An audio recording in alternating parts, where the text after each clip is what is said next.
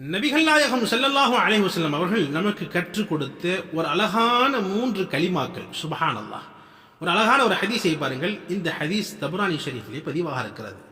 ஹஜ்ரத் உம்மு சலமா ரலியல்லாஹு அன்ஹா அவர்கள் நபிகள் நாயகம் ஸல்லல்லாஹு அலைஹி வஸல்லம் அவரிடம், யா ரசூலல்லாஹ், எனக்கு சில கலிமாக்களை கற்றுத்தாருங்கள் என்பதாக கேட்டார்கள்.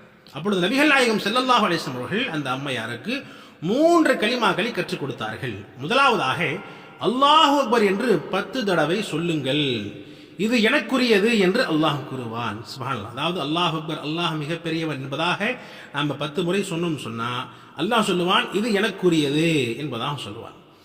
மேலும் சுப்ஹானல்லாஹ், அதாவது அல்லாஹ் பரிசுத்தமானவன் என்ற வார்த்தையை 10 முறை நீங்கள் கூறுங்கள், அல்லாஹ் இது எனக்குரியது என்பதாக கூறுவான் என்பதாக சொன்னார்கள். சுப்ஹானல்லாஹ்.